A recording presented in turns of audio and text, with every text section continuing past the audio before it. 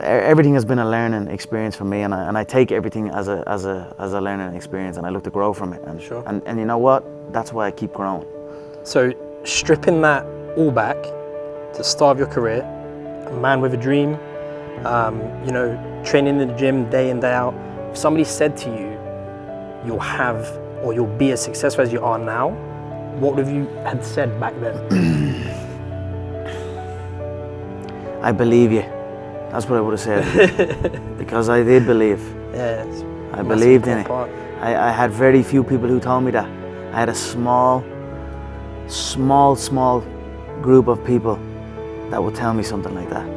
Other than that, it was just me telling myself. Yep. So if someone came up to me and told me that all the way back then, I'd say, you're damn right. The world might say you are not allowed to yet. I waited a long time out in the world before I gave myself permission to fail. Please, don't even bother asking. Don't bother telling the world you are ready. Show it. Do it. What did Beckett say?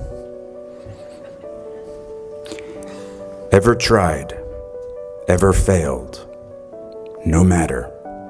Try again, fail again, fail better. When I was a teenager, I read some words that I found extremely powerful that I've been carrying with me ever since. And those words were from our 26th President of the United States, Theodore Roosevelt. So just indulge me for a second. It is not the critic who counts, not the man who points out how the strong man stumbles, or where the doer of deeds could have done them better. The credit belongs to the man who is actually in the arena, whose face is marred by dust and sweat and blood, who strives valiantly, who errs, who comes short again and again, because there is no effort without error and shortcoming, but who does always actually strive to do the deeds, who knows great enthusiasms, the great devotions, who spends himself in a worthy cause, who at the best knows in the end the triumph of high achievement, and who at the worst, if he fails, at least fails while daring greatly, so that his place shall never be with those cold and timid souls who neither know victory nor defeat. I'm here tonight to tell you, your critics do not count. Their words will fade. You won't. Stay foolish, stay hungry, dream, work hard, and who knows, maybe someday you'll find yourself standing on a stage, and maybe someday somebody will be giving you an award, calling you an innovator. We know that too many young men in our community continue to make bad choices. And I have to say, growing up, I made quite a few myself. Sometimes I wrote off my own failings as just another example of the world trying to keep a black man down. I had a tendency sometimes to make excuses for me not doing the right thing. But one of the things that all of you have learned over the last 4 years is there's no longer any room for excuses.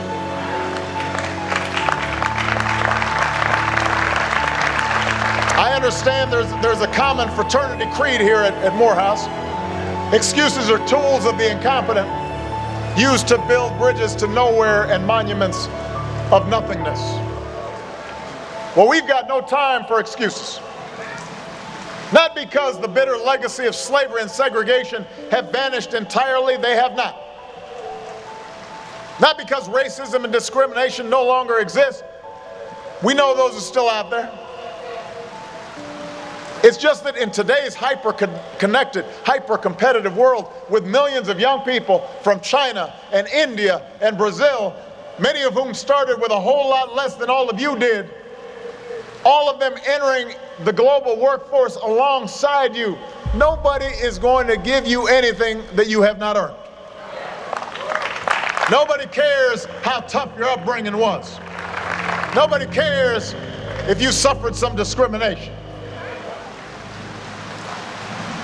And moreover, you have to remember that whatever you've gone through, it pales in comparison to the hardships previous generations endured, and they overcame them. And if they overcame them, you can overcome them too. I would say to continue to work hard and don't give up on your goals. And I know for me, like I said, I grew up watching my family struggle, and I grew up with a family that was successful but not born successful. And I believe with hard work and with a goal and love and positivity, then eventually we're gonna be fine. I believe, and I learned very young. From parents? From my parents, absolutely. That you don't try to build a wall. You don't set out to build a wall. You don't say, I'm gonna build the biggest, baddest, greatest wall that's ever been built. You don't start there. You say, I'm gonna lay this brick as perfectly as a brick can be laid. There will not be one brick on the face of the earth that's gonna be laid better than this brick that I'm gonna lay in this next 10 minutes. And you do that every single day. And soon you have a wall. And soon you have a wall. And I think psychologically, the advantage that gives me over a lot of people that I have been in competition with in different situations is it's difficult to take the first step when you look how big the task is. The task is never huge to me. It's always one brick. Me too. I honestly believe that if you're focused and passionate and driven, you can achieve anything you want to achieve in life. Because I honestly believe that. Because you'll figure it out. You know what I mean? And this year was the first year that I said to myself, E.T., enough is enough, right? Look, yesterday, I made my last excuse yesterday, and I'm talking to somebody. The reason why you have not become successful, the reason why you are not like a locomotive, the reason why you're not having success in your life is because every single day you got an excuse, and I need you to do me a favor. I made my last excuse yesterday, my last reason. I came up with my last reason yesterday of why I can't do what I'm supposed to do. And so I need you to do me a huge favor. All your excuses, all your good reasons, everything that's keeping you from doing what you're supposed to do, I need you to put it behind you and say yesterday was the last day for that foolishness. Yesterday was the last day to say I don't have enough money to do this. I don't have enough money to go to school. I don't have enough money to get a computer. I don't have what it takes. I'm not smart enough, right? I don't write well enough. I don't sing well enough. That's why I didn't do my CD. I didn't write my book because I'm not on that level. Listen to me. You better hear what I'm saying. Yesterday was the last day that I want to hear an excuse. It's over with. Whatever it is doesn't work out, get up.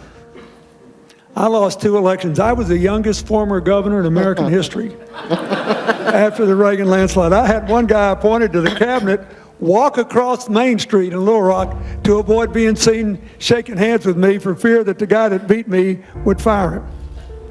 That was a humbling experience. And I think you got to realize there's no personal ambition you have which can be extinguished by anybody else. Only you, by giving up your dreams, can extinguish them. And if it doesn't work out exactly like you intended, it'll still take you someplace interesting and you'll make a difference. So my advice is what George said, don't be afraid to fail. But you probably will, whether you're afraid to or not. And it's scary.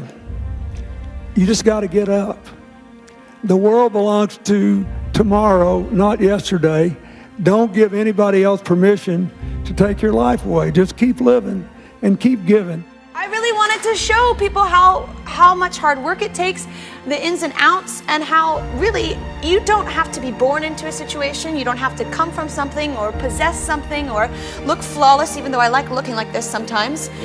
You can just be you and have a dream and plant the seed and water the root. The other thing is that you get to work your butt off.